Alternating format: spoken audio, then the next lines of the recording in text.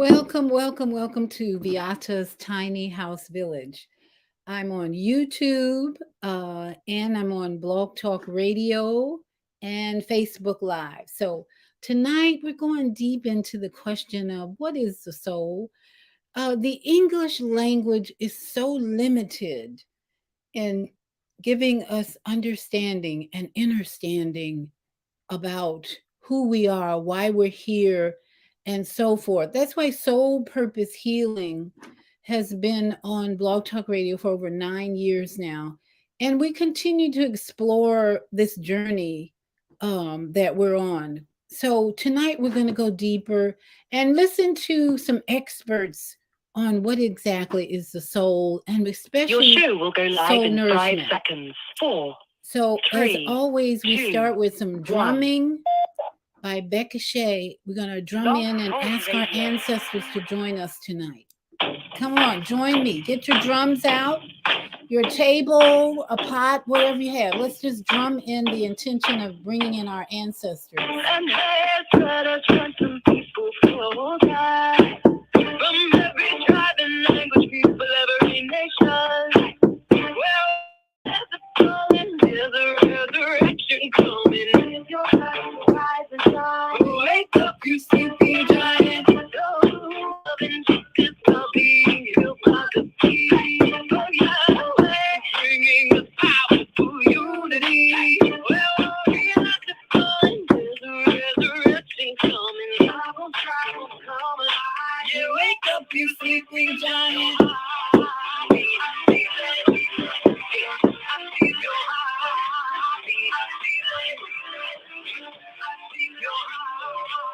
I feel it.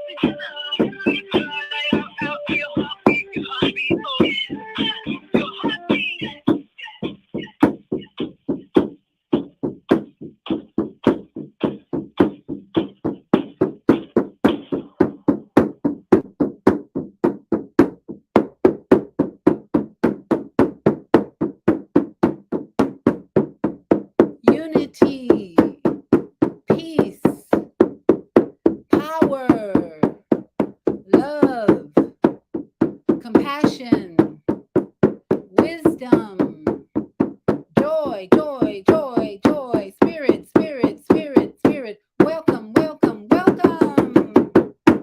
hallelujah, hallelujah. Do you feel the heartbeat of our Creator these days?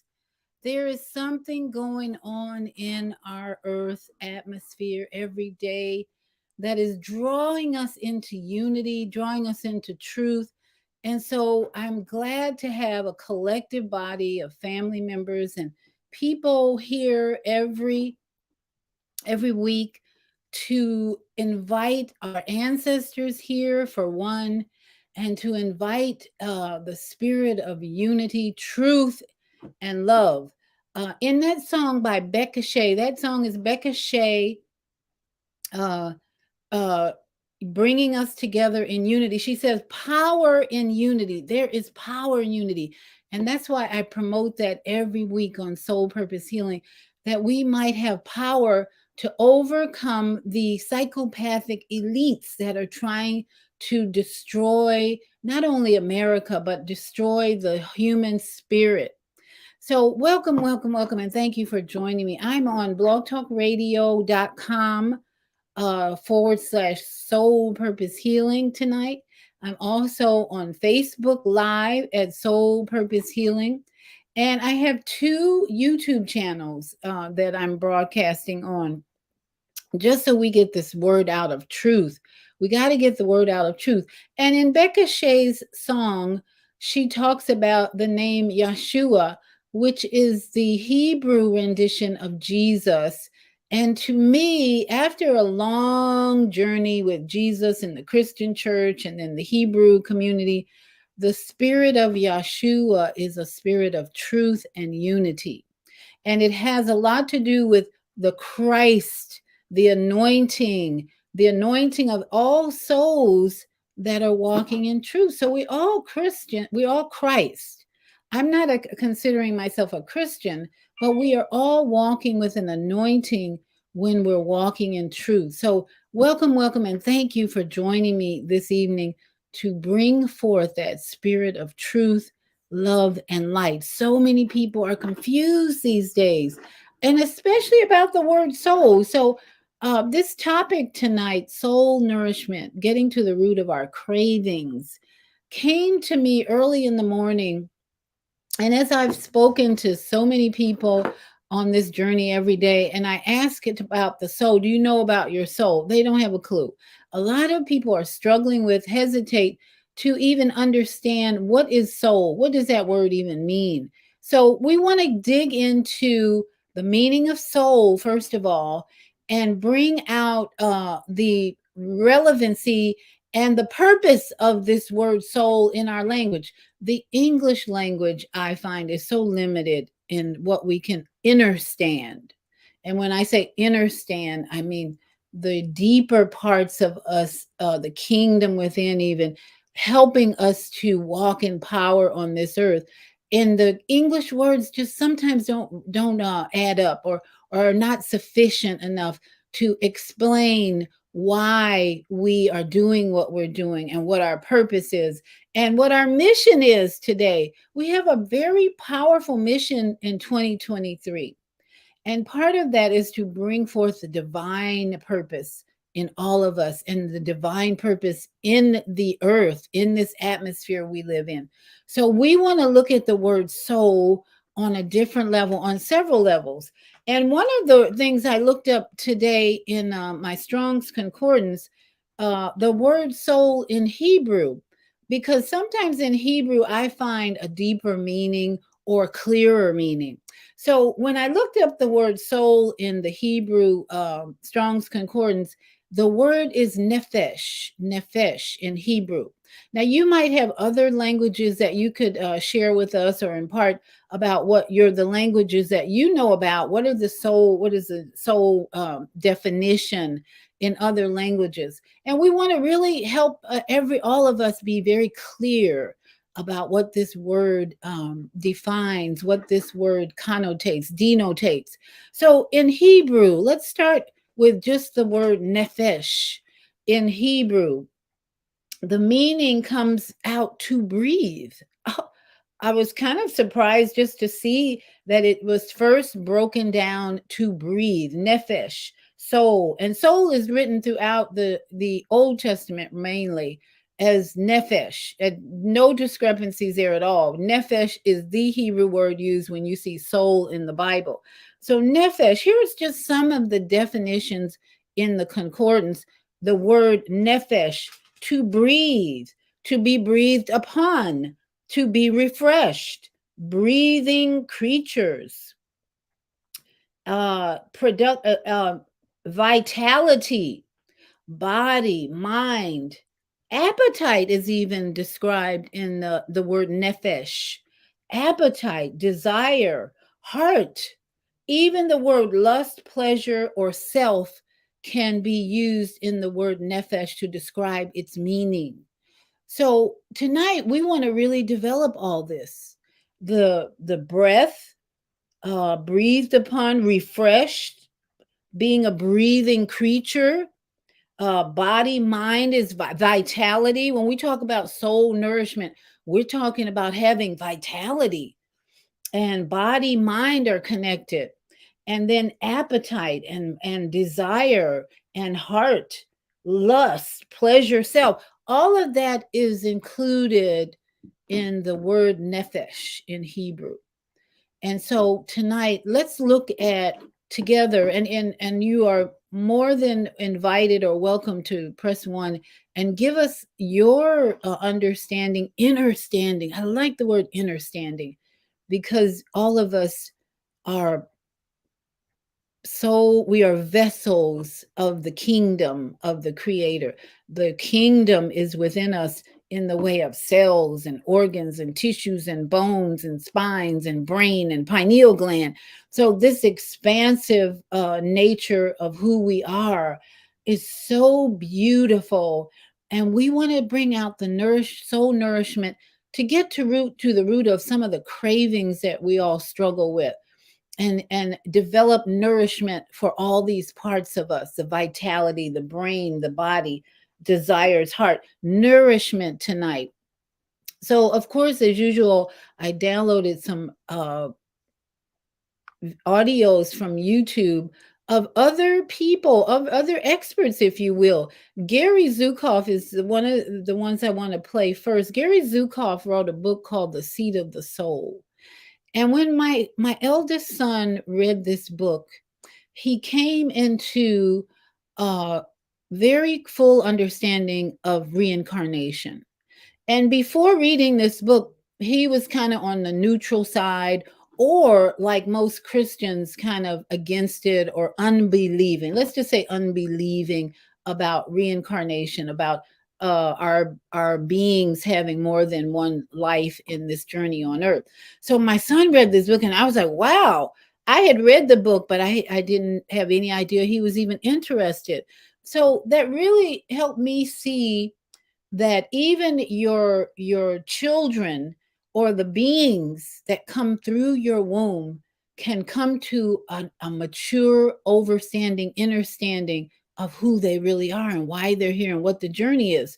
So it's beautiful, beautiful to see our children develop mature attitudes about, quote, the soul. But what exactly is the soul? That's what we want to talk about tonight. Because as I said, so many people that I talk to, they struggle with or hesitate to understand what's the soul. So let's start with Gary Zukav, a man who wrote a book, The Seed of the Soul, who has, and Oprah, this was an interview that Oprah Winfrey did years ago on the Super Soul Sunday. I used to watch that religiously every Sunday, because she took her audience into a spiritual journey. And Gary Zukav was probably on that show so many times. And this is just a quick interview for Gary Zukav, giving a definition of the soul. Now, everyone might not agree with him, but I just want to start with Gary because millions of people woke up with that book, The Seed of the Soul. If you've read that book, feel free to share with us what your impression of that book was. But so many people woke up and got a better understanding of what that word means. So this is a brief, this about little over 3 minutes actually, conversation or talk with Gary Zukav on the Winfrey Show about the definition of the soul. What is the soul? The soul is what you are. The soul is not a mythical entity. The soul is a powerful, purposeful essence. It is at the very center of who you are. But do not think that you are the entirety of your soul. A soul is enormous. Your soul existed before you were born, and your soul will exist after you die. You, the Oprah that I am speaking to, I, the Gary that is speaking to you, are personalities. I have a certain psychological structure. I have lessons to learn in my life. I have emotions. I have intuition and cognition. I have all of those things. But all of those things will die. But my soul will not, and neither will yours. Does my soul know me? Yes. Yes. Look at it this way. Every fleet of ships that sails has a mothership. One ship that knows where all of them are going and sets the direction for all of those ships to sail. Mm-hmm. This doesn't mean that the mothership determines what happens on each of the other ships in the fleet. Life on one of the ships might be mostly pleasant. On yet another ship, it might be mostly unpleasant. Now imagine the mothership is the biggest ship you can imagine. It's a city afloat, magnificent. And now imagine that the rest of the boats, the ships, are not really ships, but little boats. Mm-hmm. The mothership is your soul, and you are one of the little boats. The mothership knows why. That's a very nice analogy, really. The mothership knows why you are in the water. You may not know all of the time. The mothership knows why you encounter storms. Your job, while you have the awesome privilege of being a little boat, is to learn how to sail in the same direction as your mothership.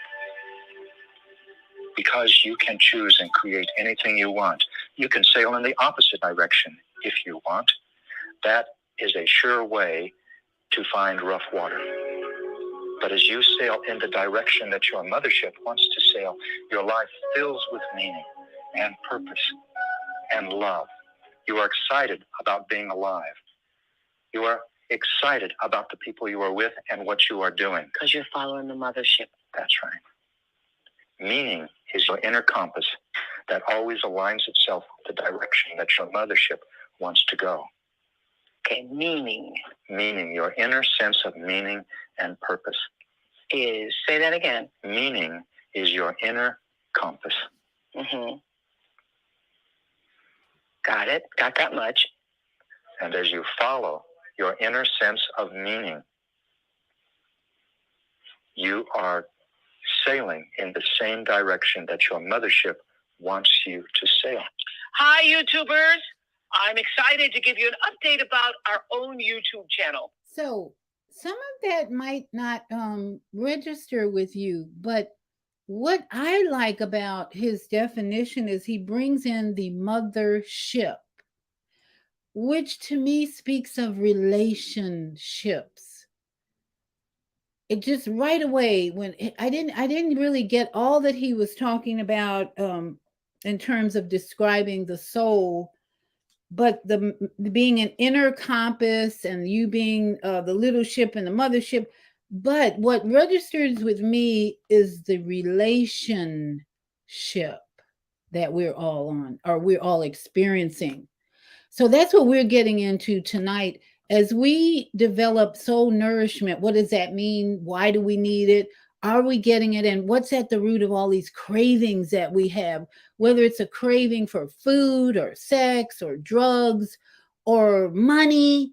Oh, I think about all the distractions that we have right now in this 2023 to make money and to have healthy relationships.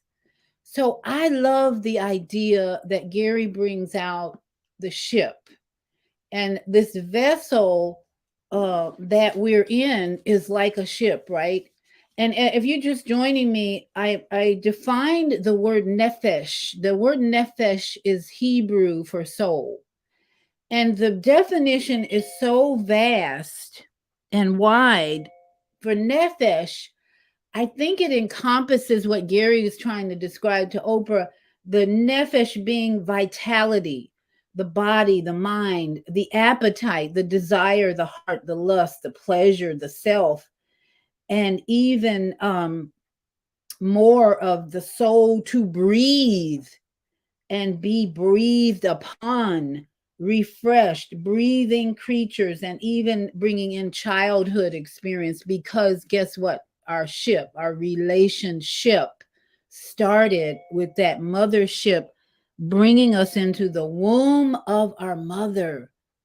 How about that? Mothership. Oh, wow. I'm getting such a heavy download right now about that ship, the mothership, the relationship. We start off on this soul journey of breathing and being refreshed and finding vitality on this earth journey. And we are nourished for 9 months or not. Think about all the mothers who are disconnected from the 9 month journey, and they don't give that infant the love that they need. The love that they need is part of the nourishment of the soul, right? I mean, you're coming out from the star seed into a womb that you chose, more than likely, and then the mother doesn't know how to love you. She doesn't know the significance of this soul journey that starts in her womb. Because why? Because she's been confused by the relationships in her life, whether it's an uncaring husband, uncaring fathers, mothers, sisters, brothers. This gets really interesting when you meditate on the ship part. We're going to really go into the ship part for a moment. And I have a caller who's pressed one. So I'll open up your mic in just a second. But think about, in terms of nourishment of the soul, how that can start with a healthy pregnancy in the mothership. The mothership who is carrying this seed of light, this star seed, for 9 months, and bringing in the development of the body, and the body that will be breathed upon once it comes out, and the body that's being breathed upon through the umbilical cord and through all these beautiful cells in the mother connecting to the mothership. Thank you, Gary, for that vision. The mothership that is the guide for 9 months, right? 9 months guide mothership, and you're just a little ship being developed, being the sails and the arms and all those being put together, and then you're born into the mothership of earth. And wow, that's when your journey really starts to be nourished. If you weren't nourished for 9 months, just think about what lack of nourishment you're going to get in outside that womb. This is where we start getting into the root of our cravings. Because if the mothership did not give you healthy nourishment, love, talking to you in the womb, rubbing that stomach, sending good vibrations, sending good music to you in that 9 month period, guess what? You're lacking nourishment. You're starving when you come out of that womb. Getting to the root of our cravings is part of it, is understanding what type of nourishment did you get in those 9 months from your mothership. So think about that, and we're going to take a call before we go to the break, and then I have a total of 4 audios I want to share with you. Gary was the first on getting us into a definition of soul, and for right now it's about a ship, mothership, little ship, sail ship, boat, rowboat, whatever. In fact, it brings me to mind of the song, row, row, row your boat gently down the stream. Merrily, merrily, merrily, merrily, life is but a dream. Those words were given to Brother Sirius on this webinar I was in a couple of weekends ago by someone who was giving him wisdom about his journey on earth. And he gave him the words, row, row, row your boat gently down the stream. Merrily, merrily, merrily, merrily, life. How about we say, row, row, row your ship gently down the stream. Merrily, merrily, merrily, life is but a dream. Dreaming is nefesh part. So let me think about that for a moment. And I'm going to take a call before we go to the break. And then when we come back, I have another definition of soul by a really good TED talk. I think it was a TED talk, testimony. I had so many, but I broke it. I limited to 4 audios this evening that help us develop soul nourishment and getting to the root of cravings, which starts in the big mothership. So let me open up the mic of, I believe this is Mama AZ. We're going to talk to Mama AZ before we go to the break. Mama AZ, your mic is open. Greetings. Dr. V, can you hear me? Yes, ma'am. You're all the way from Arizona, the place of the Super Bowl this year, I believe. I don't know anything about that. Yeah. However, I'm here in stolen land in Cochise County, Arizona. Yep. At Fort Huachuca. Okay. UFOs and Miracle Valley and How all exciting. of that. But let me get to this point without crying. It takes me back. You never cease to amaze me, Dr. V. It takes me back to, I stayed 3 weeks in the hospital on the cold floor with my mom. And I had to go home and get in my tub at the time. And then I laid down on the couch and I fell asleep at the foot of the mountain at that time. And I had a dream of 3 ships. And one was the mothership, my mom, Maddie Paris. And she said to me, she said, Nan, listen to me. You cannot go on this journey with me, baby. You have your own soul. This is what my mother told me. You have your own soul that's not developed yet. And I have to leave you. And you have to travel in your ship to develop your soul into what you came to the planet to be and do. You have a master assignment. Dr. V, I can't believe you're doing this show. But anyway, I when that book, Gary Zukav, first came out, I was in a meditation group in North Carolina in High Point.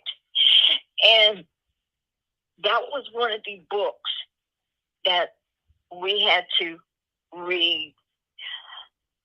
And I tell you, this is so deep. This is so deep. When that dream was complete, and I said to my mom, I said, okay, Mom. I called my husband in Philadelphia. He told me I was crazy, that my mother wasn't going to die, and that dream was crazy. When I pushed the button down, the phone rang, and it was my mother's doctor.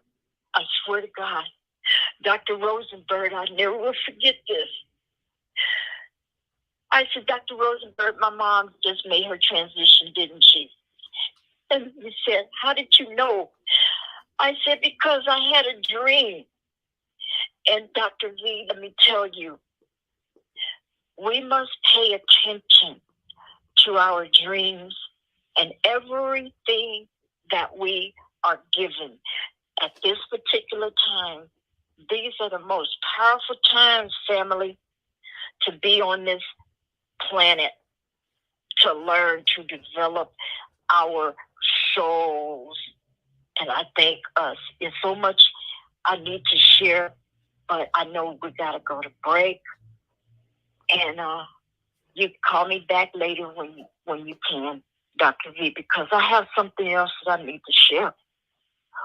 But you need to pay attention, family, because you're going to be getting downloads like fire, like lightning. They're going to be coming faster, faster, and faster. I am serious. Do not let anybody tell you from this moment on that you're crazy. Peace. Thank us, Dr. Blue. Yeah, that's important. And Naima Latif is our executive producer, and she brings us commercials from the Female Solution Blog Talk studio. So Naima, when you're ready, just press 1 because I'm on my phone and it's hard for me to go back to my text to see you're ready for commercials. So Naima, if you can hear me, just press 1 and I'll know that you're ready for commercials. But yeah, sister, Mama AZ, the more we get rid, what I'm finding is the more we can get to the root of our cravings for matrix elements, I'll say, the more I hear clearly from the spirit of the Most High. It's like every time I decide to either fast or get more discipline in my behavior about what I'm eating, what I'm watching, what I'm listening to, watching my mouth. You're absolutely right. Downloads are like woo, whoa, whoa, woo, like warp speed downloads. It's like you can't even keep up with them sometimes. I almost have to keep a pen and paper with me all the time because of the downloads I'm getting lately, like you. And so that's why we're doing a show like this, is because Spirit was giving me a message this morning about nourishment. And I have been hearing the word nourishment versus eating for several weeks now. I think just as we got into 2023, in fact, I was hearing more about why are people eating instead of nourishing their bodies.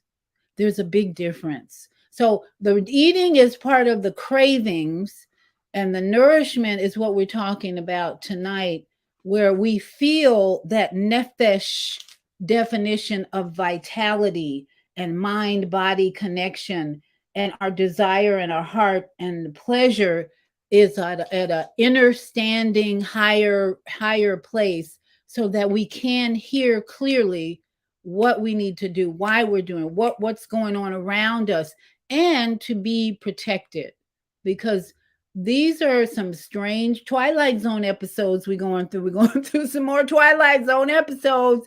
And the enemy, I'll call them the psycho elite, are not giving up. They just had a big meeting about what they planning for the human race again. And we got to know how to nourish the soul so that we can clearly hear from the Most High and all our messengers about how to protect ourselves and what the next step is day by day. So I see my executive producer is ready for commercials. I'm going to open up her mic and we'll be right back with some more nourishment for the soul. Thank you, Naima Latif.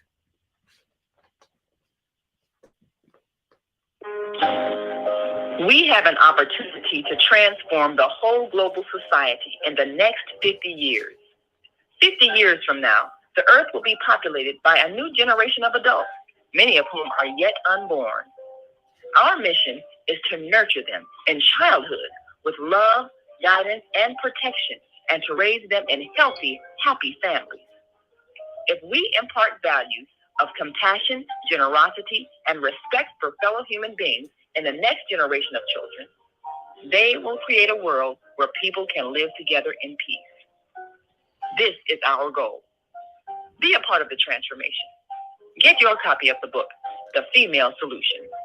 Go to www.naimalatif.com. That's www.naimalatif.com.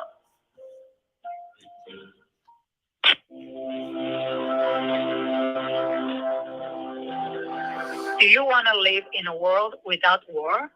Join our global peace movement. Heavenly Culture World Peace Restoration of Light transcends culture, religion, ideology, and other boundaries to achieve peaceful harmony in the global society. HWPL is committed to bringing world peace and cessation of war through peaceful dialogue between religious groups. I am Director Shin-Suk Kim of the HWPI Chicago branch of North America. Join us for our next gathering. Call 773-580-1501 and be a part of the movement for world peace. Email us at chicagohwpl@gmail.com.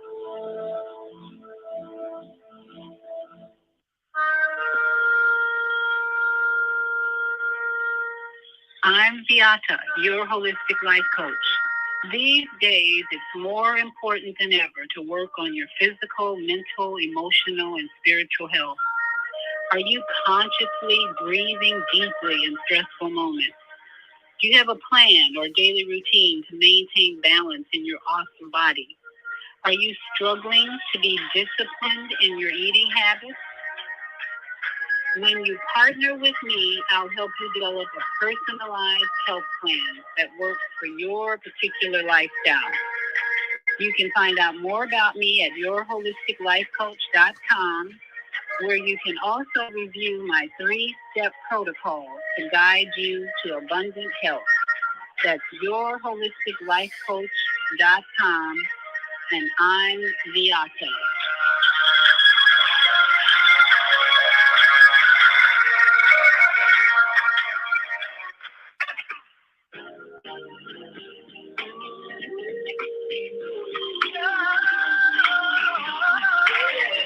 All righty. Thank you so much for joining me. We're back. And tonight we're going to really explore the nourishment of the soul and all its parts, because the word soul is kind of limited in the English language. But if you have a better definition, understanding, please share it with us. But I want to share one more definition from a woman by the name of Leslie. I don't have her last name, but I thought this was a very interesting perspective on the real meaning of soul from a female perspective. So Gary Zukav, a male perspective, an author, gives us this vision of a ship, which I love because it's like relationship and row your boat gently down the stream. Merrily. That's what I think of when I think about his definition. Life is but a dream. Oh, I'm sure all of you can relate to that song. You probably heard it. I know it's very popular. It was, I'm trying to think of the man's name who actually gave that to another person. But we're going to listen to one more definition of soul by a female perspective. And then we'll come back and talk a little bit more about that definition and hear from you. If you want to comment or questions, press 1 if you're in the studio. If you're on Facebook, just write your comment and I will try and read. We already have 3 comments. Let's see. Eva Marie Keys commented and said, my mother did the same. She ascended when I was 3 years old. I told my mother today, let's see, I know now that you had to ascend. All right, Eva, thanks for sharing that. That's pretty powerful. And then Mama AZ, or our sister Zelda in Chicago, our Monday morning mindfulness host, says, Grand Rising, beautiful queen sister. Thanks, Mama AZ. Ready. Thanks for sharing. All right. So we've got Facebook here, and I'm on YouTube. My YouTube channel is Beata's Tiny House Village, if you want to watch or comment on YouTube. But here is a female perspective on the definition of soul. Because as we say, the word soul, we really should explore it. Why? Because we want to get to the root of the craving so we can have clear ears, open ears to hear what the spirit is saying to each and every one of us that is listening. So here we go with Leslie, the real meaning of soul.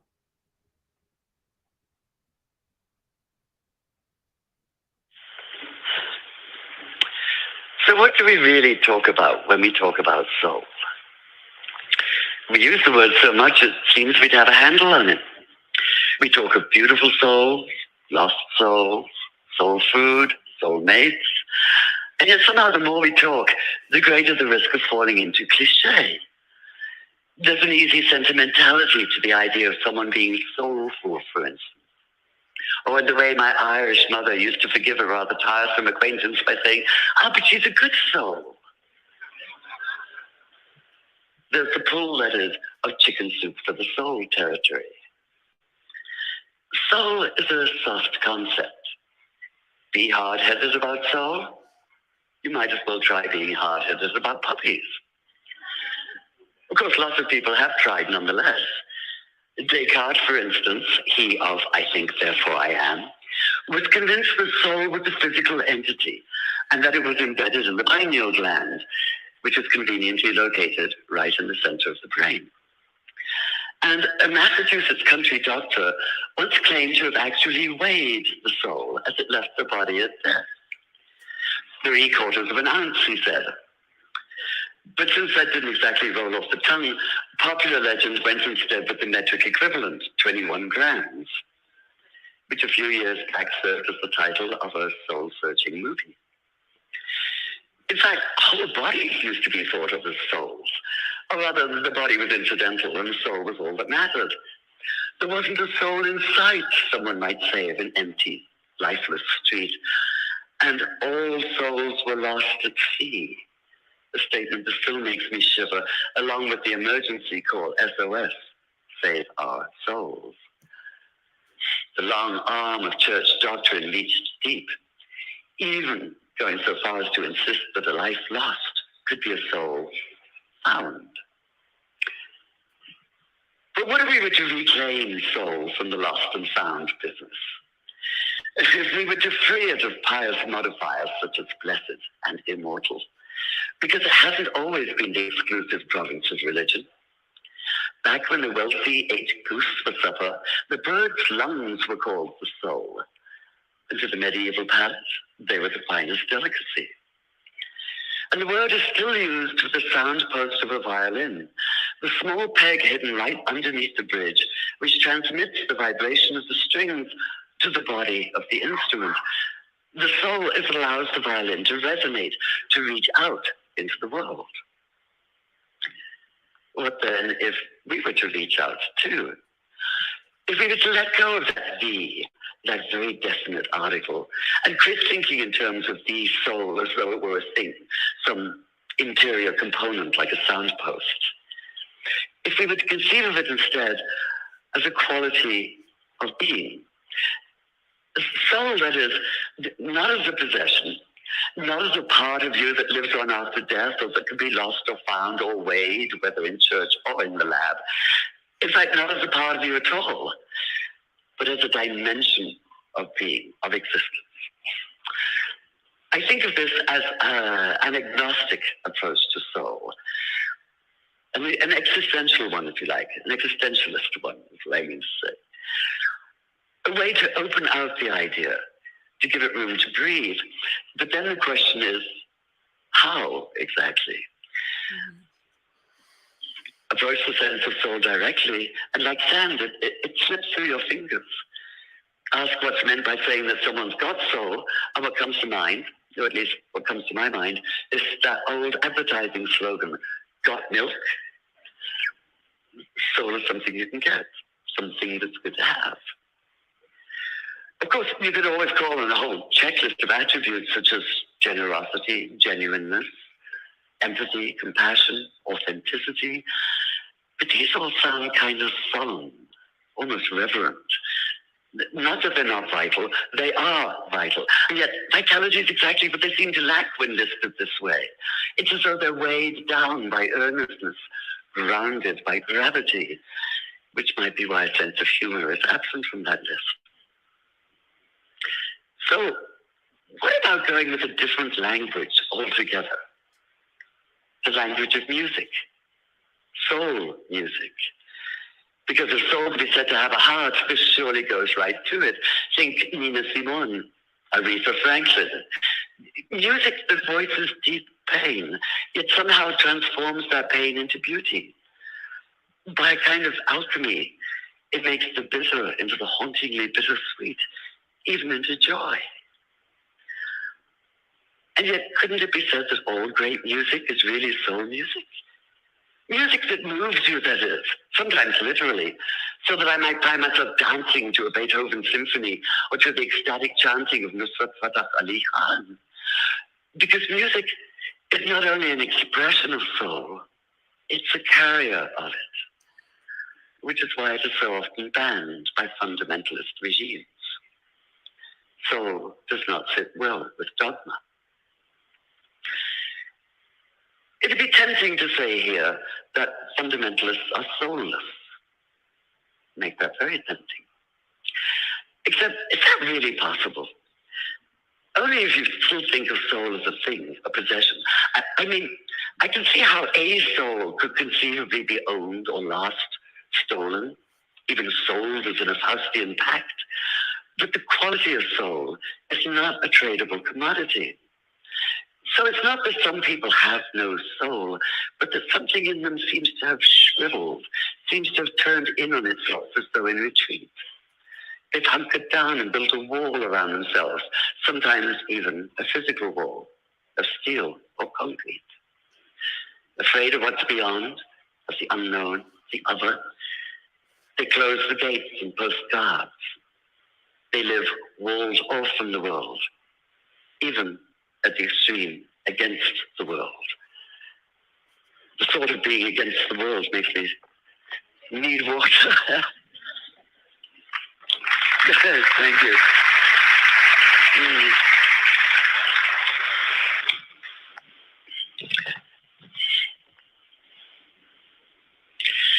And if the gates were to be kept open, could soul be a matter of being brave enough to be vulnerable?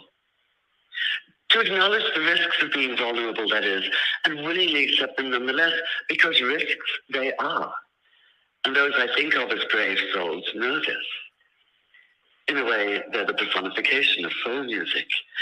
However bitter their experience, they're not ruled by fear or by resentment. They reach out into the world instead of being guarded against it. They're open to it. Could we think then in terms of being open-souled and closed-souled? That sounds promising. Open and closed-souled. And yet there's still something missing, isn't there? Some spark, some sense of energy, of life. But since I'm what you might call a stubborn soul, let me try one last time, at least for now. Because, you know, those medieval diners may have been onto something that they call the lungs of the goose, the soul. The lungs, the breath of life. And if the connection isn't quite there in English, it could be that English just isn't a very soulful language. I was trying to figure out if I could say that without laughing. I can't. It does exist in many other places. The sister languages of Arabic and Hebrew, for instance, use related words such as nafs and nefesh, which can mean either breath or soul or spirit, or all three at the same time, intertwined, breath and soul and spirit. And there it is. There's what's been missing. Spirit, that sense of vitality. Isn't that what we need when we talk about soul? We need to make it spirited again, give it guts again, give it lungs again. Because if we want to live life with soul, and I think pretty sure most of us do, we need to breathe life back into it. Thank you.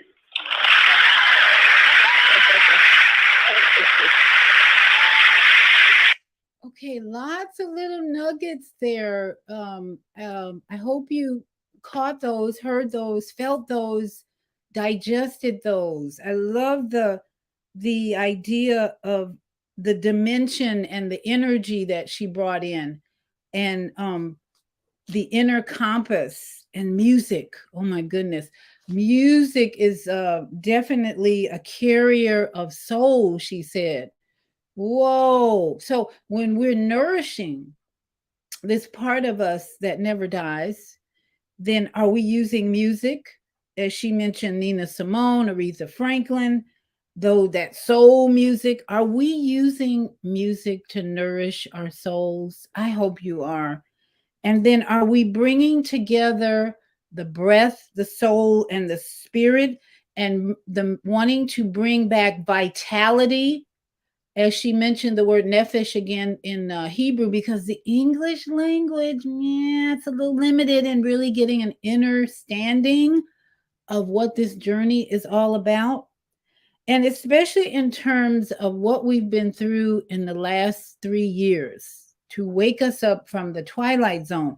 Remember, row, row, row your boat gently down the stream. Merrily, merrily, merrily, life is but a dream. So it's almost like this last 3 years was a dream, right? Did it really happen? Did we really just go through corona madness? Did we really do that? Did we people stay home and get sicker and crazier and die and put on masks? Did we really just go? It seems like a nightmare, really, not a dream. But if we take that casual attitude of row, row, row your boat gently down the stream, it was a dream. Because today, part of soul nourishment is just being in the moment, right? And if you just joined us, I mentioned in the beginning with Gary Zukav brings up the mothership. What about the mothership? Can we identify with? And it's clear for all of us that we start out in the mother's womb or the ship, which really influences us in our soul nourishment. Whether that mother has a healthy mind, or if she's conscious and aware of the importance of this baby growing in her inside of her ship. That's the challenge that we're looking at today, to feel the vitality that this woman just talked about, that is going to get us through the next chapter or the next episode of The Twilight Zone, which is just a dream, right? So here's a little clip about what exactly is nourishing. How do we nourish the soul? What does it mean to have soul nourishment? Now, one of these is pretty long. Let me see which one. I'll wait for that one. What is soul? Here's the first of two. What is soul nourishment? Hello, it's Liv here from Live Nourished. I'm so excited to chat with you about soul nourishment. This is something that I talk a lot about in my practice with clients or when I'm educating in group settings. And really what soul nourishment is about is being able to expand the definition of nourishment beyond food. Oftentimes we think of nourishment as only coming from food or from a nutritional lens. And what I have found working with clients over the years is that that is not the case. When we start to take into account that nourishment includes our physical health, our nutritional health, our mental, emotional, and energetic health, our financial health, our relational health, our intellectual health, and our spiritual health, we can start to really tune into what our soul is craving.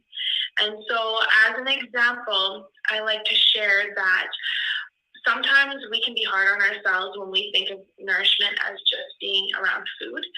So for instance, if you are one who has told yourself, I'm not going to eat sugar, and then you start to eat sugar, or you're craving sugar and you so-called give in, you might say to yourself, oh my gosh, I have such weak willpower. Or why did I do that? And you start to become, or you start to sit in this shame or blame cycle.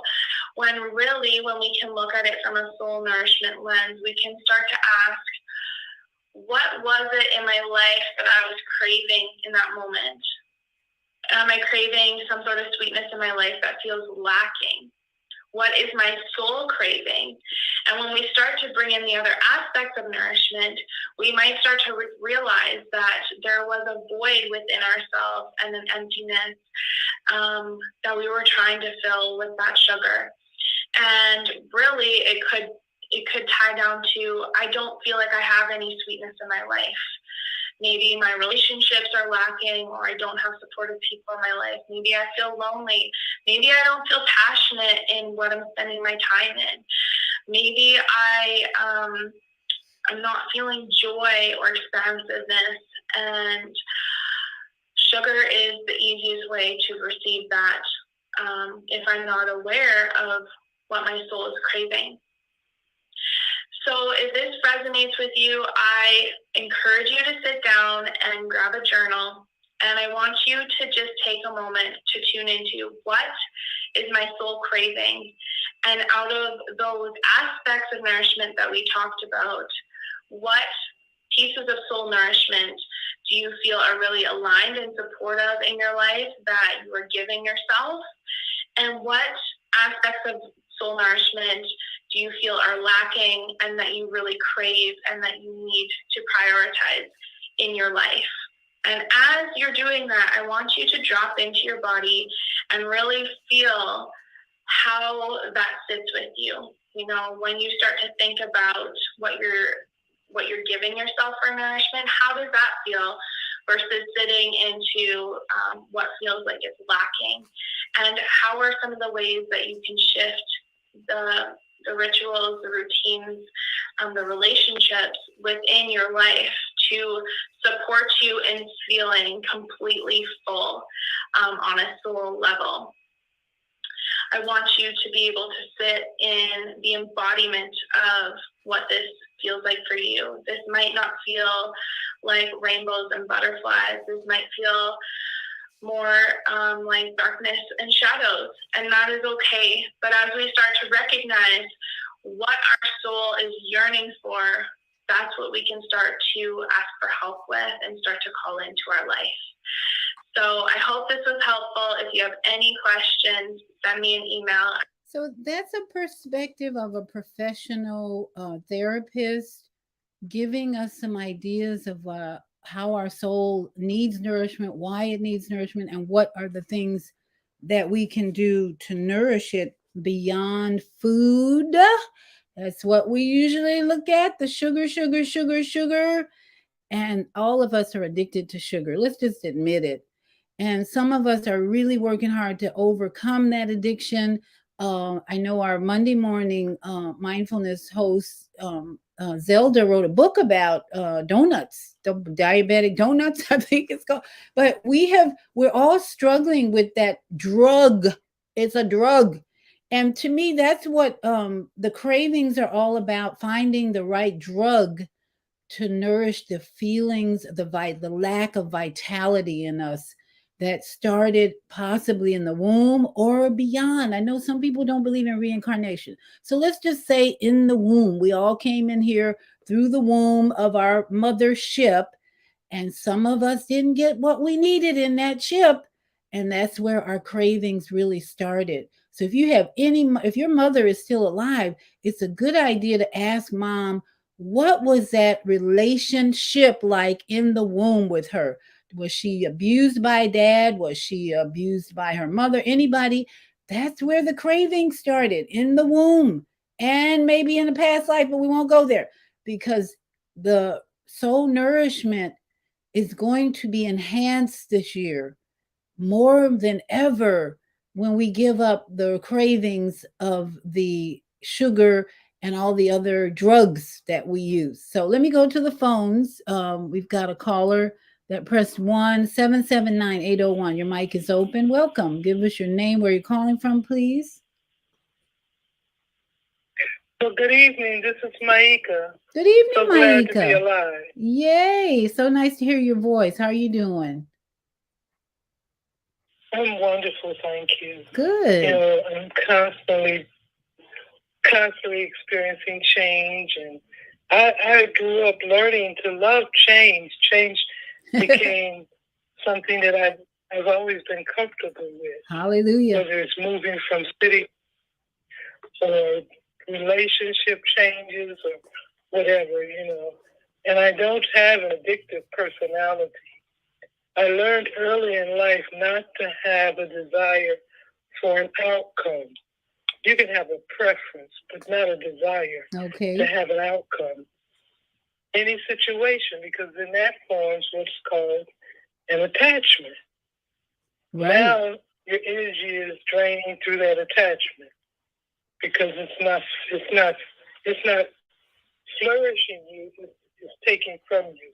It's a distraction. Right. So the way I've learned to nourish my soul is by imbuing principles into my life. I find that principles which are the same in every known religion. As I study all of the different religions, I found that the same principles existed everywhere. Right. And then I wanted to know, what is love? What is truth? What is joy? What is happiness? What is this goodness and mercy that follows you all the days of your life? Why are they following you? They have their friends with you. You know, what's going on? Can you develop a relationship with principles? And I found out that you can. They're living entities for real.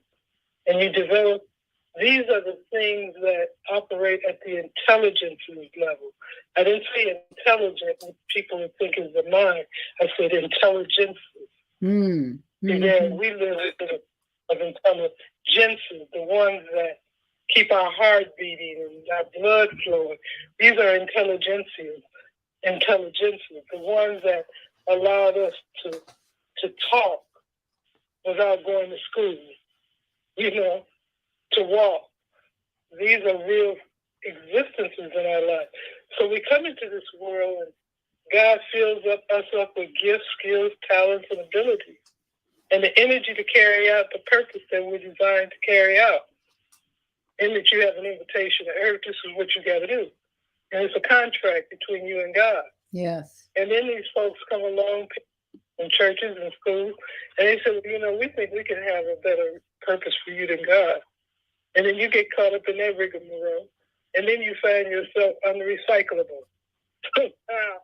You don't know what to do with you because you've been so involved in the system that was designed to kidnap you from God. And you ain't gave yourself back to God yet so that you can really be happy, so that you can really be safe without the thought of guns and what have you. And I was thinking about developing a community. And I was saying to myself, would I want people to have guns in this community? Personally, I don't do guns. I don't do weapons. I've lived in some of the most dangerous places in the world, but I don't do weapons, and I don't feel unsafe wherever I am. That's just me. I don't recommend that for everybody, but that's me. You know, and then I do recommend it for everybody because it's a great feeling to feel safe within your own skin. Right. Wherever you are, among them you are. So these principles is what nourish the soul. Right. And as you take on principles, then you're nourishing that aspect of you that is non-physical. The physical is very limited.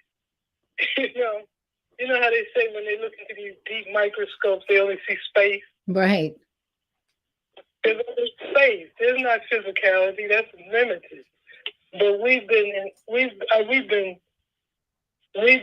programmed by a linear race. See, we have to understand what we've been in, where we've been. It's no fault of theirs. It's just what nature created.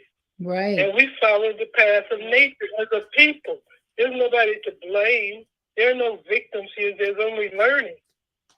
Why did it happen? So I know I want to just change the subject briefly. But, you know, I'm launching a calendar program, a 2023 February calendar, which is a curriculum. It's actually a year-round curriculum. You can take the month of February and you can use it for the whole year. And still have some things left off that you ain't dealt with. You know, right? Because our February is rich in our relationships with each other. You know, our children have been programmed with three characters basically: Jesus, Martin, and Malcolm. What do they have in common? The most obvious thing they have in common. But they were all killed for being righteous, right? Yes. Yes. This thing, if I do right, I'm going to get killed. That's the programming out here. So they don't know about all the other people who've done righteous things. They didn't get killed, you know? And as they research these people, then they become alive with, I can be great also. And that's what we have to instill in our children, that they can be great right now. That these people came out of slavery and was able to do the things that they did. So how much less you? That's right. That's right. And this energy promotes them. And this is stuff that they begin to research. The calendar just gives tidbits of what happened. It doesn't give you, we get, eventually with an app, when it turns into an app, it'll give links to further information. But imagine young people being, in class or at home, because it's really a home program. It's a home curriculum to bring families together, studying something that's real. Yes. It changes the conversation from who shot John. Oh, I didn't know that so-and-so, this happened and this. I didn't even know it happened. I didn't know we had a nuclear scientist was a part of our Black people. I didn't know nothing about that. I want to know more about him. And I could be a nuclear scientist. I've thought about that before. But look at here, he did it. Right. You know what I mean? It gives them the courage and the science of, because our children don't have anything to fall back on. Right. These children don't. I remember, I grew up in Sunday school. Yeah. I love going to Sunday school. It was my initiative. Didn't nobody have to force me to go to Sunday school. So I've been in situations there where I had to call back and remembering about Daniel and the lions did, what happened, Yeah. And Samson and Goliath, what I'm going to do in relationship to this. I had this to fall back on. I had these scriptures to tell me, the righteous way to do things, and that God is always present, always, and whatever you need, you just ask for it. Well, I've got a question for you, God's going to protect you even if you don't ask. I've got a question for you, Maika. Maika, I have a question for you. And by the way, Zelda has put up your website, anewbeing.com, for February. That's where people can go to get the calendar, right? Right. I'm updating it right now. Okay. Mm-hmm. And then we have a comment from a sister, Eva Marie Keys says, my sister, you are speaking the truth, capital TRUTH. As a child, I questioned everything. If you can't prove it, it's a lie. My mother had to ascend.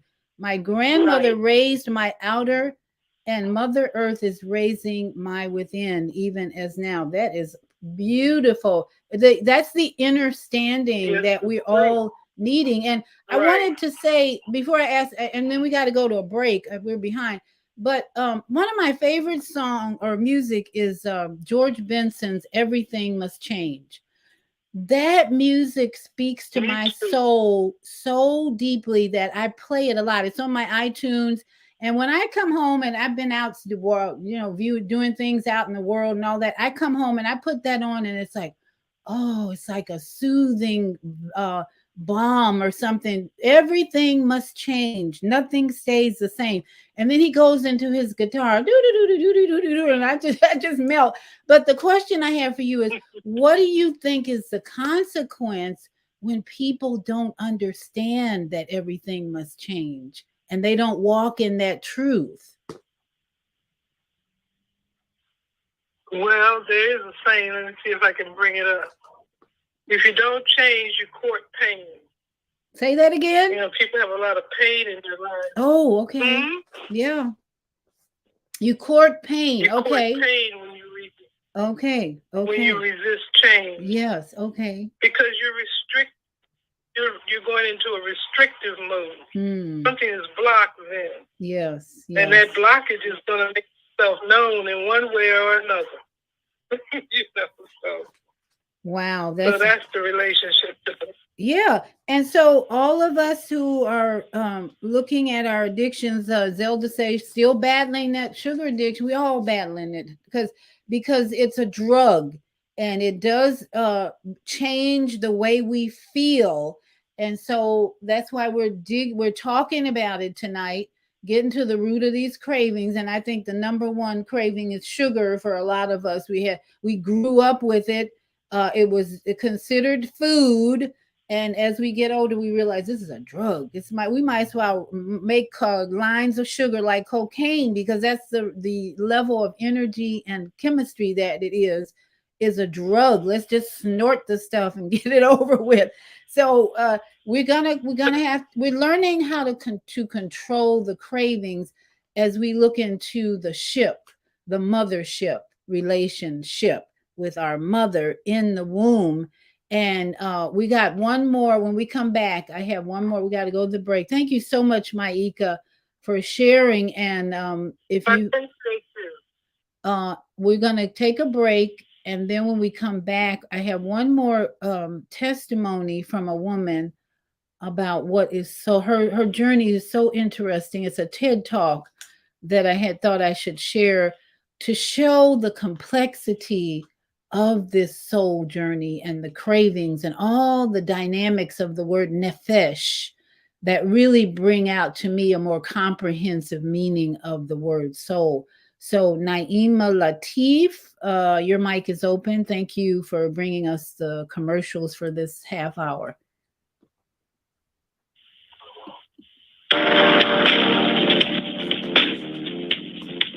Is Monday morning a struggle to get out of bed into the swing of things? Well, don't worry, you are not alone. Join us for thought-provoking, stimulating, and mindful conversations on higher learning with Zelda Speaks for your Monday morning mindfulness session on Blog Talk Radio, The Female Solution, Mondays, 7:30 until 9 a.m. Be sure and send your ideas, thoughts, comments, and suggestions. Also, if you'd like to be a guest on the show, visit zeldaspeaks.com and send us your info. We'd love to have you. Experience mindfulness moments with the mindfulness/stress relief coach, Zelda Speaks.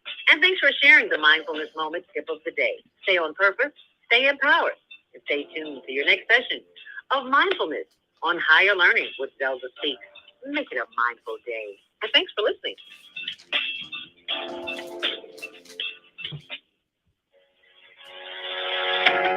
What if you could live to be 120 years old and remain active, healthy, alert, and vibrant? Our bodies are made up of cells that are constantly rejuvenating. So if we take proper care of ourselves, we can literally defy aging.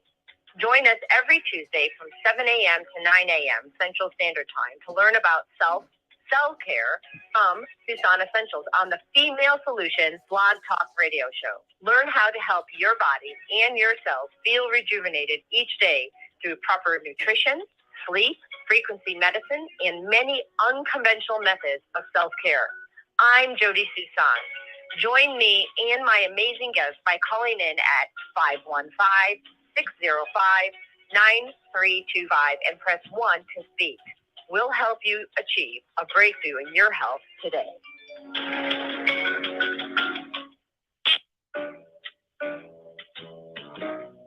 Hi, I'm Naima Latif.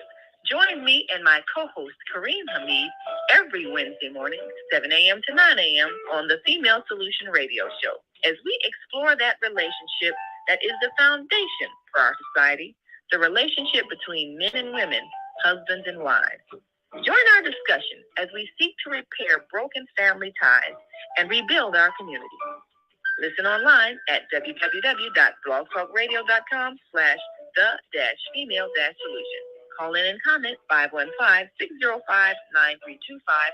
Press 1 to speak to our host. Or you can join us live on Facebook at www.facebook.com/the-female-solution.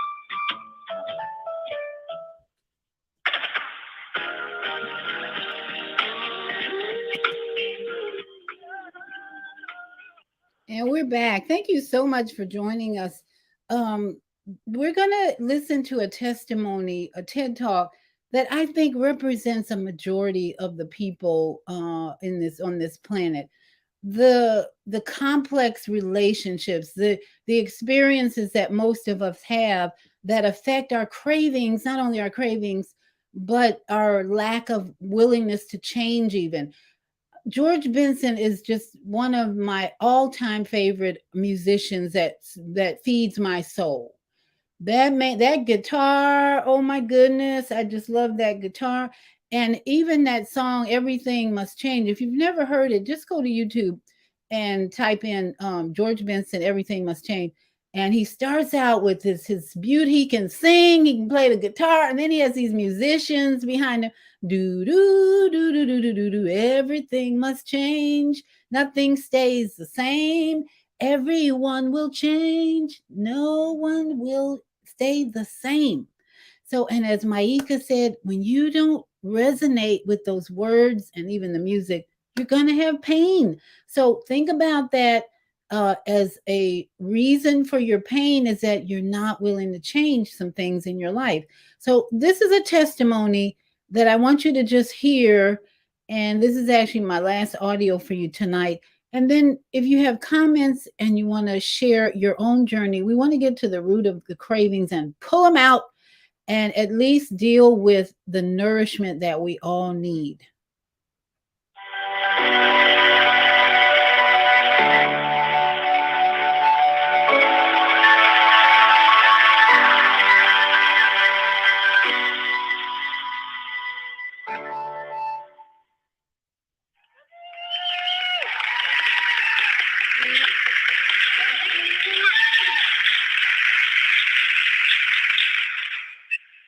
So mine is more of a personal story, and for me, it starts in childhood.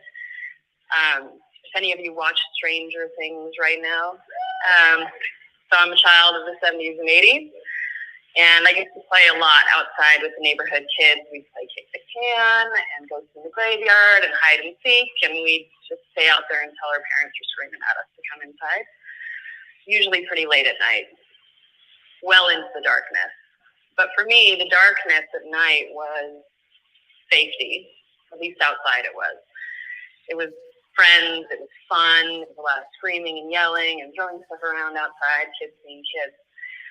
But when I went inside to my house, the darkness was not a place of safety. At night in my room, usually in the middle of the night, the darkness would be interrupted by the silhouette of my dad smoking a cigarette. And I could just see the ember of the end of that cigarette in the doorway, and I would be petrified because I knew what was coming next. My dad was an alcoholic. He was a drug addict. He had mental illness, and he was abusive. When I was 9 years old, in the middle of the night, in that darkness, my father shot and killed himself in the bedroom next to mine. In the days that followed his death, there were endless streams of people that came through our house, bringing cards, flowers, teddy bears, endless honey-baked hams. I had a lot of ham. I actually don't like ham to this day. I really don't. But I watched this endless stream of people coming in, and I was sort of outside of myself. I was numb watching this. And I was trying so hard to feel the sadness that people felt. But I was 9, and, kids have a hard time with emotion. And really the only thing I felt was a sense of relief. That fear was gone, and that I might be able to sleep and be in the house safely in the darkness for the first time in my life. The night before I was supposed to go back to school, which was probably a week after he died, I was petrified again because I was nervous about how the kids were going to treat me when I got back to school. Kids are strange, right? Things happen, trauma happens, weird things happen, and kids turn on you because they don't really know how to handle emotion. They don't know how to handle kids that have been damaged, and at that point I felt like a secret of mine had been let out of the bag and that these kids were going to treat me differently because they didn't know what else to do. So I was scared. But what I didn't expect is what actually happened the next day when I went back to school. It was as if the entire school had been prepared for my return, my brother's return. The kids were so warm and welcoming. They brought me right back into the fold with them. We played like nothing had changed. The teachers were there early to prep me and make sure I was doing okay, made sure I could get caught up with my homework, anything I needed. And they had given me actually this huge card. The whole class, the whole grade had signed these words of sympathy and kindness and love. And I still have that card to this day. And that was the first moment where I realized this seemingly small act of kindness where these kids had brought me back into the fold and these adults had really prepped for, in my mind, this broken child to come back to school. And I think that was the first time an act of kindness changed my life and actually probably saved my life. If I fast forward a little bit to adulthood, when I was 30 years old, I got pregnant. Loved being pregnant. I actually had a fabulous pregnancy, every part of it. And I was so looking forward to meeting this daughter that I knew was coming. But the moment she was born, everything changed. And I was plunged into a very deep, dark, painful postpartum depression that had me planning my own suicide. And I was very lucky that I had a loving and caring and supportive husband, parents, and friends who immediately saw what was going on with me. And they were able to get me support and help right away. And at that point, I started a long journey of mental illness and medication of my own. And I spent the next 10 years on many, many different medications for anxiety, depression, paranoia, sleep, you name it. I was on it, or I tried it. And at one point there, for a pretty long stretch of period of time, I had 7 different medications that I was on, 2 of them just to counteract the effects of the others that I was taking. But I wasn't ashamed of it, and I wouldn't say I was ashamed of being mentally ill. I wasn't ashamed of taking medication. Medication saved my life, but more importantly, those that supported me and never ever judged me in those moments of postpartum depression. That was the second act of kindness that literally saved my life. About 6 years ago, I took a job as the vice president of the Random Acts of Kindness Foundation. There actually is a job that pays me to make the world a better place. It's a pretty sweet job. But it's actually also been one of the most difficult and painful journeys in my life because kindness for me means so much. It is these moments that seemingly little small acts of kindness that to the person who's witnessing them or the person who's giving them, and sometimes to the person that's receiving them, they don't seem like a big deal, but in fact, they can change your life and possibly save your life. And I wanted to be able to share that with the rest of the world. I wanted people to know the impact kindness can have on you. And so I've been there 6 years. I've traveled the world. I have worked with amazing people, some of whom are here. And I've spent actually a good amount of time talking to the Dalai Lama about kindness and the impact that it has. So I understand it from a personal level. I understand it from a global level. And I wanted to make sure other people understood it as well. I had a conversation with one of my colleagues about 2 years ago, who knew how much I was struggling with the illness and all the medications and this idea that I would probably never get off of them. My norm was that the rest of my life I would be on medication, just like somebody who has to take medication for diabetes for the rest of their life. It was just the way it was going to be for me.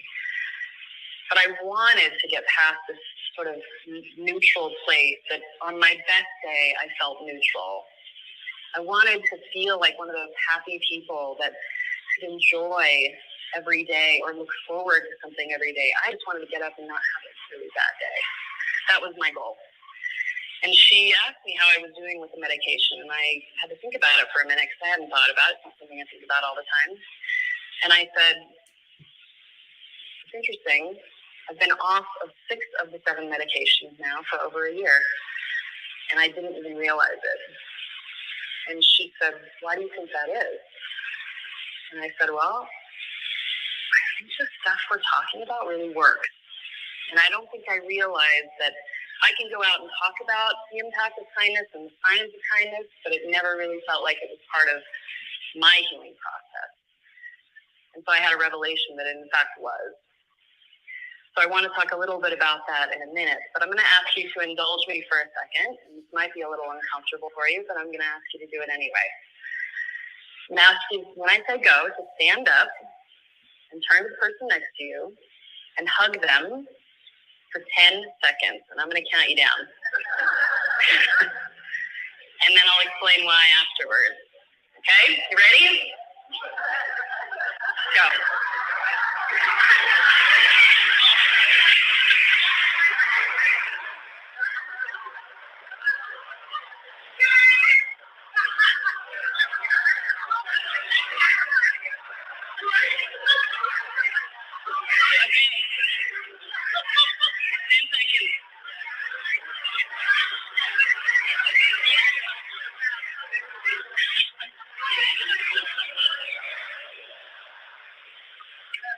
This is a great viewpoint up here because I can see both people who love that and people who were super uncomfortable with that. But what I can also see is a lot of people, if not everybody in this room, is smiling, and some of that may be because of discomfort. But really, that was probably because it felt good. And there is a biological reason for that. And this is where I started to get into this idea of why is kindness so important and why is it so impactful. And so right there, what we just did was an act of kindness for each other, for yourself, and for me to witness. So there is this triangulation of kindness. The person who's receiving it, the person who's giving it, and the person who witnesses all have the exact same reaction in their body and in their brain. And the same levels of dopamine, serotonin, endorphins, all these things we've been hearing about. You all have the same reaction. It's interesting with kindness. There are people who are perpetually kind. I'm actually not one of them, even though you might think I would be. I'm not perpetually kind. But those that are perpetually kind have 23% less cortisol in their body, which is your stress hormone. So without going into all the statistics about this, when you have higher levels of endorphins, dopamine, serotonin, oxytocin, lower levels of cortisol, you actually have lower blood pressure. You feel more connected to the people around you. You have lower stress, you sleep better, you live longer, you look younger. I'm kind of hoping Big Pharma is not watching this right now because it's sort of the fountain of youth that we're talking about right now. And it's pretty easy because really only a couple minutes a day you can get this. If you are doing this on a regular basis, you can get the effects of this all the time. That hug is one little bit. Imagine if you felt like that all the time from just buying coffee for somebody or letting them merge into traffic. Big one.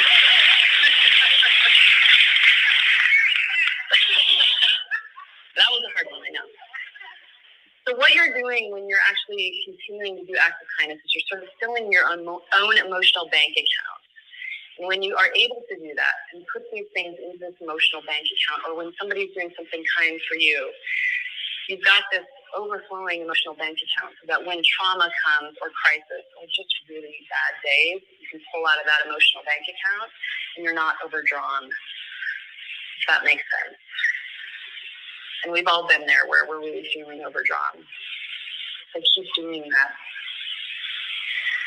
So based on my background, statistics would tell you that I should not be here tonight. I should probably be addicted to alcohol or drugs. I should probably be unemployed. I should be obese. I should be emotionally unhealthy. I definitely should not be successful. I should not be standing up here talking to a crowd of people about kindness.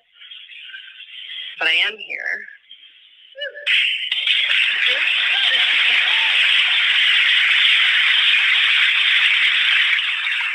And what my challenge to all of you tonight is to do something really simple, and that's tune in to the beauty around you. Recognize acts of kindness that you see, that you hear, that you feel, that you experience. Participate in them. That's pretty easy. It can be letting that guy merge in front of traffic. It can be buying a cup of coffee for somebody. It can be writing a letter of gratitude to somebody who's made a difference in your life and sending it to them. Better yet, you could deliver it in person and read it to them. You could hug somebody for 10 seconds. You can do more of that, and it's really easy. It doesn't have to cost you a thing. So I would ask you to go a little bit outside of your comfort zone and start doing this. And you'll begin to heal not only yourself, but those around you. And when we start to do that, we can really change the world. And it starts now. So that talk could be broken down, torn apart, separated, analyzed in so many ways. And Naima, let me know when you're ready with your hand up when you're ready for our last commercial. Number one, because most of the people in my generation had an alcoholic parent. And it so affected our childhood that I think that's why many of us struggle with cravings. And one of the things that it has done for me at my age, in my 60s, is I have no craving for alcohol anymore. I used to drink lots of wine, especially when I was working an 8-hour job for a 40-hour week. Wine was my favorite beverage, whether it was going out with clients or coming home, I'd have wine. I have zero craving today for alcohol. And I realized it the other night when my son and his girlfriend invited me to have dinner with them, and they both were drinking wine, and they offered me some wine, and I was like, no, no, thanks. And normally I would have went ahead and had a glass of wine because it's social. They were drinking, I'm drinking. I don't have a craving for it anymore. And I think it's just because I am so aware of the damage that was done to our ancestors, our mothers, our fathers, because of alcohol.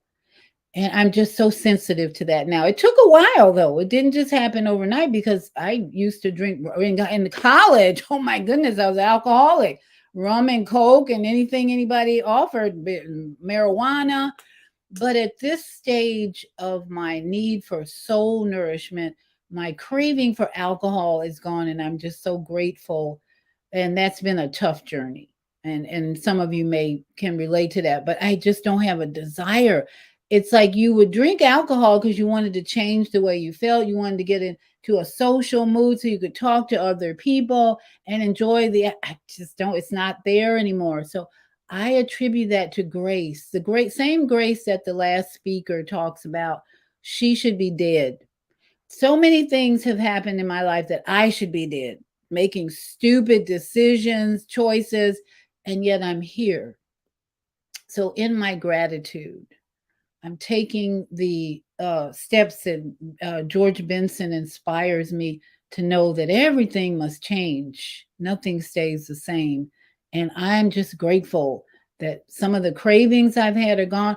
I'm not totally over sugar, but I haven't had any white sugar for probably a month or more. And what the sweetness I do have is maple syrup. So I'm doing good with maple syrup and honey. So anyway, we're going to take our last break. And we're going to look at one of the comments that was on Facebook that I believe it was from Naima, our executive producer. We'll look at one of her comments when we come back and get into, if you have any comments, press 1, or I'm going back and forth reading Facebook comments, and we'll go into this last half hour in victory, that we are now talking about these things.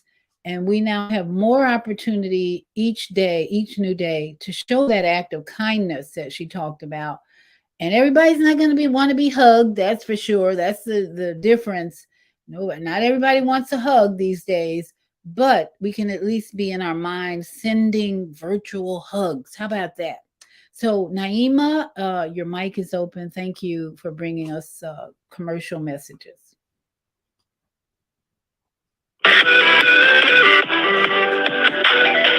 Tune in to Soulful Solutions with Dr. Debbie Green on Thursdays at 7 a.m. Central Standard Time, and 8 a.m.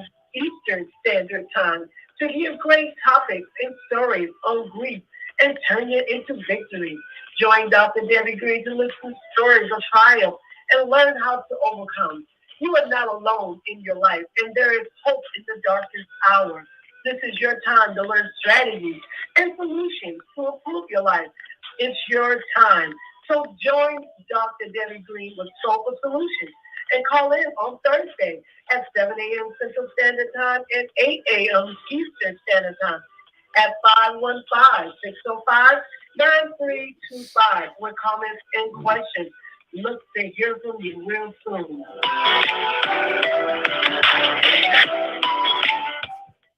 Taxes are higher than ever. Every day, thousands of our residents leave Chicago to shop in Indiana. Jobs are being lost and businesses are relocating.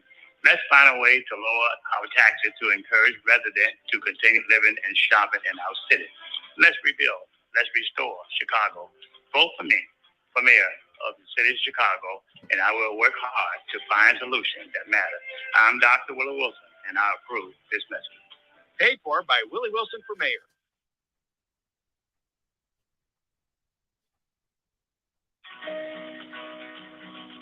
Everything you need, what your body needs, is found in nature. So Susan Essentials doesn't do it any other way.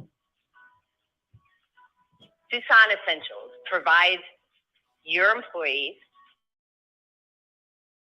to over 20,000 nutritional products, and they are shipped direct to your door. Because Susan Essentials is certified in plant-based healing, we're permitted to offer you the best nutritional supplements on the planet. They're non-GMO and sustainably produced, and we take the guesswork out for you.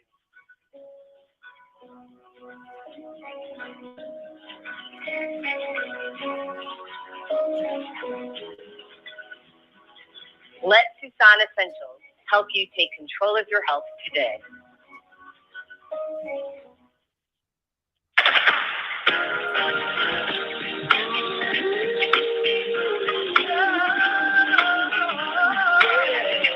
And we're back. Thank you so much for joining me this evening. We are a collective consciousness community here on Soul Purpose Healing. And I hope that the messages from our global family on the way of YouTube are helping you make better choices going forward and helping you nourish your soul. As the last audio pointed out, alcohol has been in our history, and it's the grace of the universe creator, Yahweh, that has kept put us in the places that we're in today to make a difference. And so I want to read a comment by Naima Latif, our executive producer. She comments on Facebook that I feel kind of sad that so many Black children go through the trauma of domestic gun violence. But instead of sensitivity, people criminalize their family, and the children get no compassion from adults.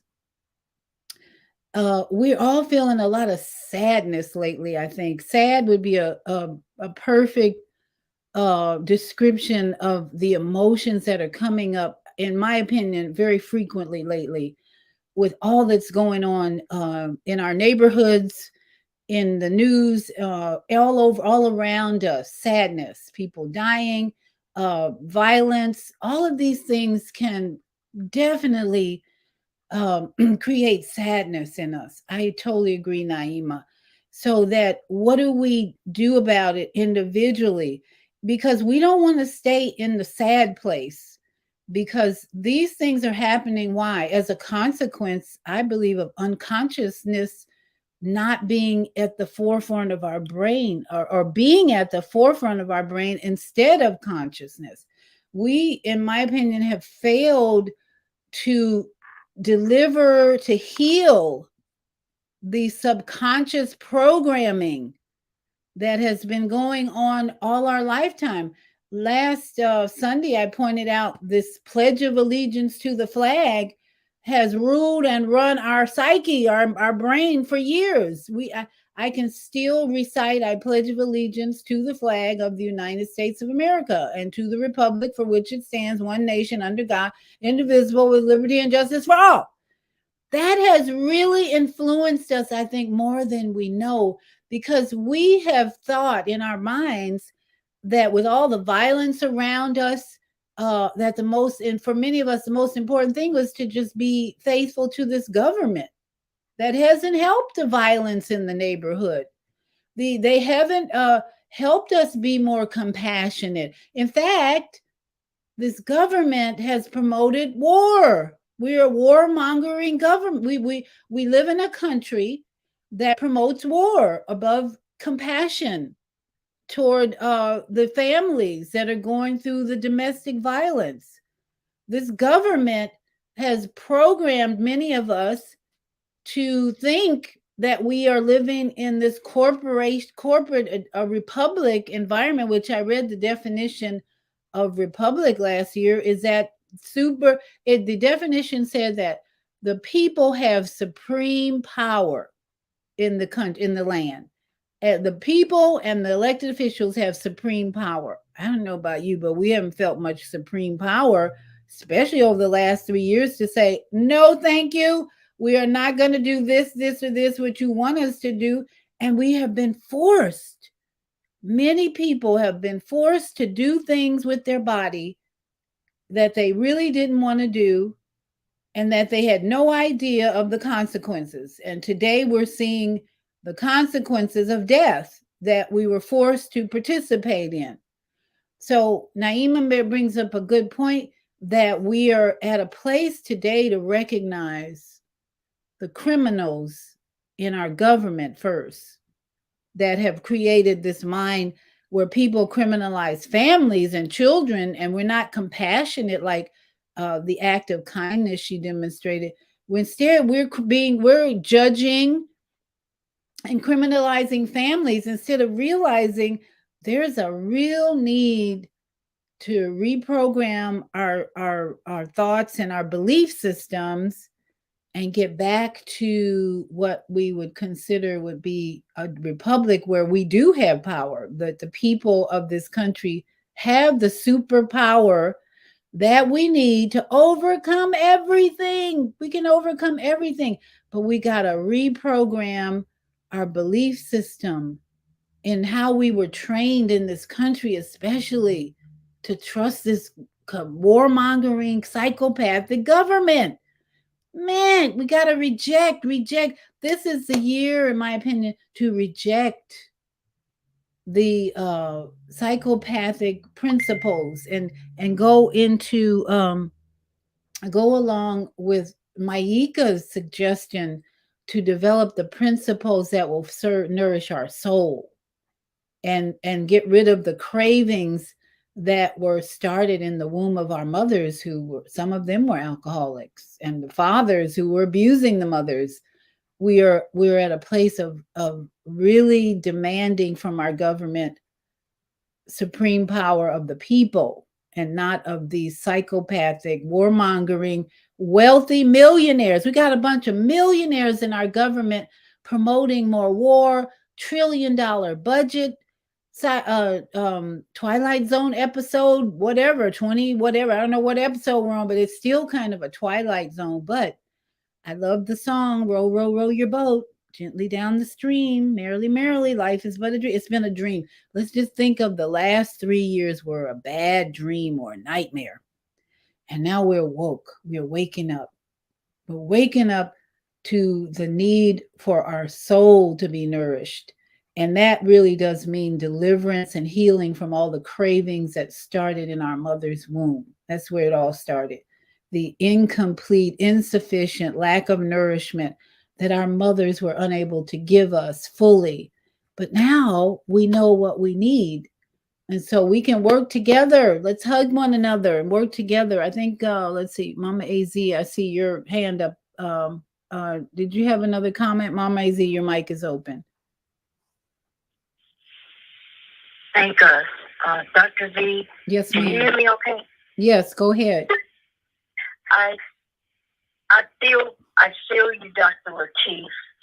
I am to pondering, and I'm sad about the state of affairs as far as the babies are concerned. Like the little child, I think he was 4 years old, and he was brandishing a gun, and Miss Susie P brought it to my attention. She said, "Mama, you see, when these newcomers come here, when these babies come here, they are like rebirth, and they already know how to handle a gun and how to be one with a weapon." And see, these are the things that we must pay attention to, grown people. Get out in nature. Teach the youth how to grow from scratch, out in nature, away from all of the technology, if it is all possible. Because if we do not start recognizing the soil, like Sagalu said, and are taking care of or being one-on-one with Mother Earth, it is not going to rectify or balance itself. And parents must learn to take control back of their children.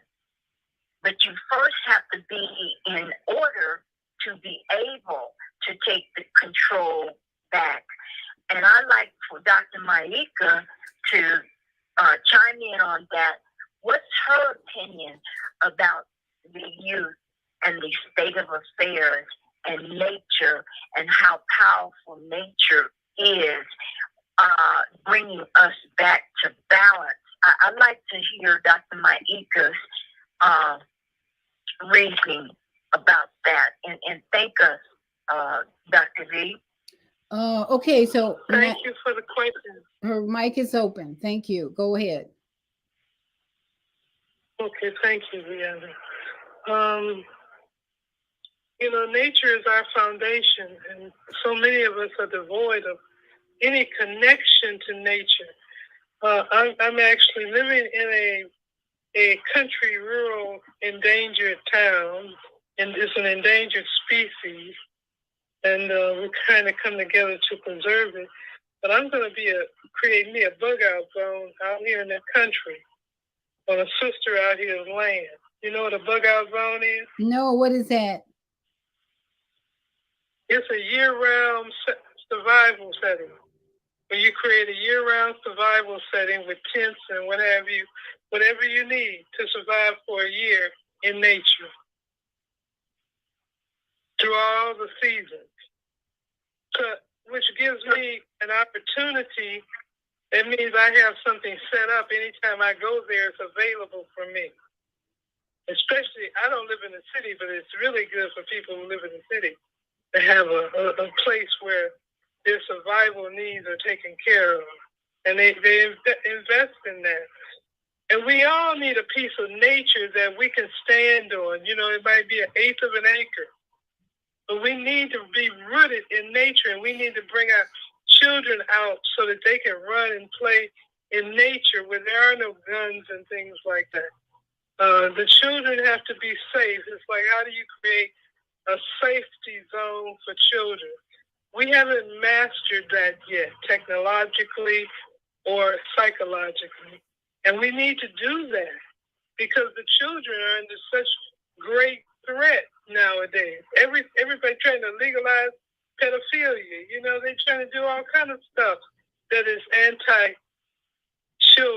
Yes. So, and that's why I take. We have to come together. We have to come together to deal with this problem for real. Absolutely, collective. That's why unity. I promote that unity song in the beginning. It's so important. That's the power we have when we unify and have the same mind and work in harmony. And that's why I take my role so serious as a grandmother, because these parents need help, honey.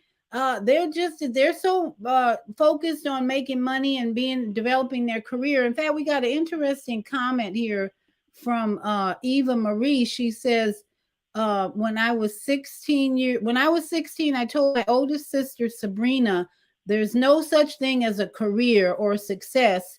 To what career or success is a box of distractions, while the governments deceive the entire world. Everything that has taken place in the world was planned from the beginning, she says. And that's totally agree. We have to realize the plan that we've been under, the pandemic, and all the other plans to keep us weak and ineffective. And Ava Marie says, nature is who we are. So we, as women and men, conscious men, need to come together and develop not only the children as grandmothers. We got to take our roles as grandmothers seriously. And that's why we have to get rid of these cravings for these foods and drugs and develop soul nourishment so that the children, we can really help the children. When we nourish our bodies and souls, then we're going to have a powerful effect on the children, the grandchildren, all the children, because wherever we go, we really can influence children, whether it's in a grocery store, hanging out at the park. We can bring our light energy to that environment to help these children to not make to and the parents to not experience the same mistakes that we had. So let me go to another caller. 773-960. Your mic is open. Okay, can you hear me? This is Koofy James. Hey, Koofy, how you doing? Oh, bless. I just tried to call in. I thank you for including men and women who are on this ascension. Yes. We know better. Right. My mama taught me right and wrong. And I just want to commend you and thank you for what you're doing on Soul Purpose. I know I kind of nudge you to keep it going, and you're right. It's really not the government. It's really us, yes, as the citizens. Right, right. Right? Yeah, absolutely. We have the power. Our goals, our tax dollars. We have the power to keep the narrative going, and I've been doing that as a taxpayer, for change. The Florida governor, he canceled the African American history class. It's on YouTube. It's on Google. Yeah, I saw that. I didn't read it or the details of it, but hey, we don't need our schools teaching African American history. We need our parents teaching that. We need communities teaching that. I haven't even read what the details of that is. But it's all about, it's time for the communities to take over these types of responsibilities and jobs. These schools can't teach African American history. They got an agenda behind that. So I'm sure what he's doing, in my opinion, I love our governor here in Florida. I'm sure what he's doing has a conscious decision behind it. And I would agree, just not even knowing the details, that no, the parents need, the Black African-American parents need to teach history, not the schools. Well, not African-American, Indigenous Americans. Right. Teach. Exactly. They know who we are. Right. We find out who we are. Yes. I commend him for doing that. Right. Because you don't have European history. You don't have Chinese history in class. Right. Why do you have African history class in your Exactly. schools? That's indoctrination. Exactly. So yes, our families, our communities. Now this is a nudge for our communities and us. This is the village. Right. I learned from the village. Right. Right. You are the village. Absolutely. I'm the village. Amen. And we're just sharing our little 2 cents and saying, hey, And this is the revolution. Know who we are. And hey, Koofy, this is the revolution that's not going to be televised. We got to make the decisions in our own homes and families to make changes in how we educate our children. And we can't leave it up to the public school system. That's BS. We know what they're trying to do. bringing in transgender this and all these crazy books that aren't teaching them anything. No, let every family, I don't care what color they are, what culture, race, you need to be teaching your children the truth, because you're not going to get it in the public school system. Let me go to another caller before we leave. We only have a couple of minutes. I'll say this here. The truth that I found being Cherokee, it made me connect with Europeans to forgive them of what their forefather has done. Right. And let's reset. Right. Let's start a dialogue with each other. Right. Exactly. There it is. Communication and hugging and all that. 91. Thank you, Kufi, for that contribution. 917-538. Your mic is open. Yeah, hi, it's Carmen. I mean, the only thing that what comes up for me around the soul thing that you discussed earlier is that, you know, when we lose people, it goes back into the soul. So the person will never come back again. It will never, ever be the same. That's the only sad thing in human existence. Maybe if we pass on, it doesn't matter so much, but it just feels like a huge loss. And that's my share today. Thank you. Oh, so you're saying that we shouldn't be sad, or is that what you're hinting at?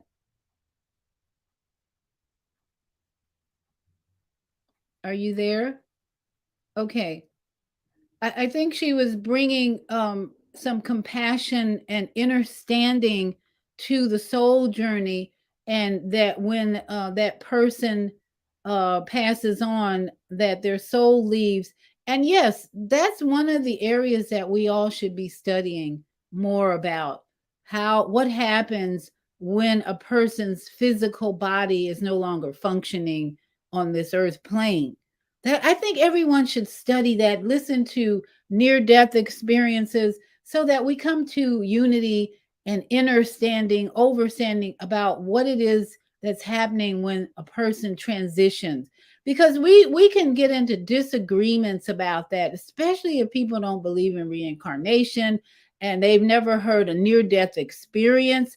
Arguments galore can happen. So let us all make an effort to do our own study and get out away from the mainstream media and the television that lying to us all these years, and begin to look into studying ourselves.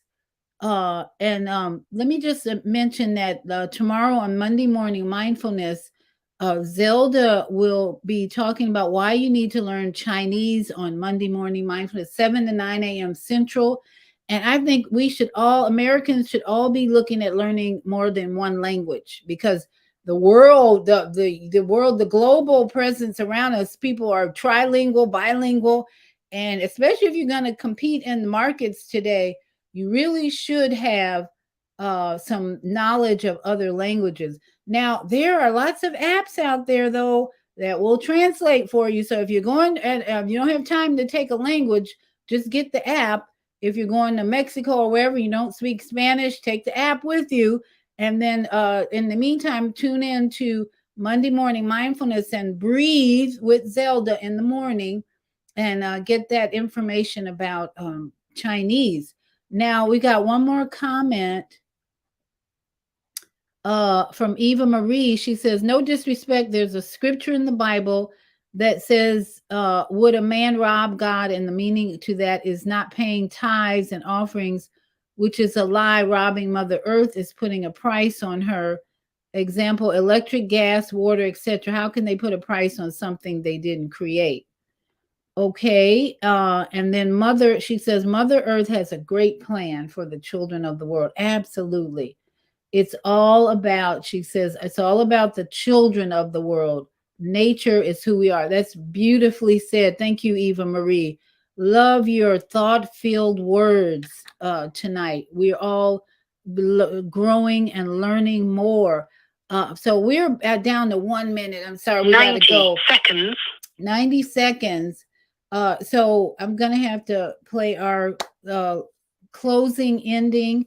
And I hope all this information and thoughts and sharing has been helpful to you all to nourish your soul and deal with, talk to other people about your cravings. I think that's what's been most helpful for me. I've actually shared the cravings I've had with a close friend, and we talk about it. Why do I have this craving? Seconds. And that's how we get over things, is we have someone who listens to us and that we can bounce off of and share our feelings and thoughts. And then we, like, the craving for alcohol for me, gone.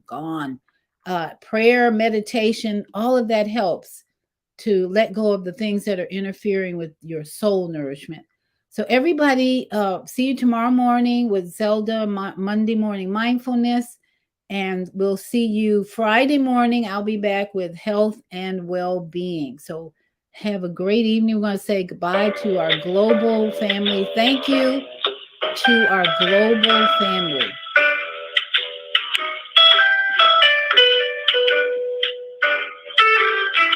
We've come to the end of our show today, but you can hear every show in the archives at www.blogtalkradio.com/the-female-solution.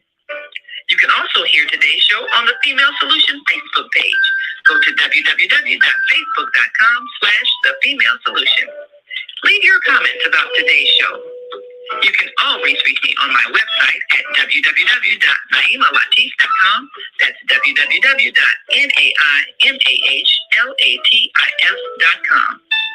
Watch our TV shows, listen to our radio shows, order our books, and be sure to get your copy of the book, The Female Solution.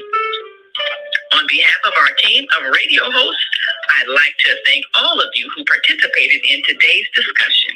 And to our global family listening from all around the world, we say thank you. To our family in China, Sheshe.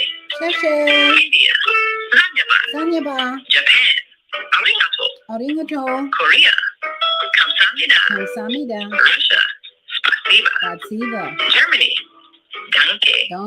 Poland, Jean. France, Merci. Spain, Gracias. Italy, Grazie. Egypt, Shukran. Ghana, Medasi. Nigeria, Eshe. South Africa, Gabonga. Senegal, Get it. Kenya, Asante. Israel, Sudan. Pakistan, Shukriya. Afghanistan, Tashakur. Saudi Arabia, Shukran. Assalamu alaikum wa rahmatullahi wa barakatuh. Assalamu alaikum. Thank you. And may peace be upon you and the mercy of God and God's blessings. And to all my yogi friends out there, namaste and Sat Nam. Mwah. Love you.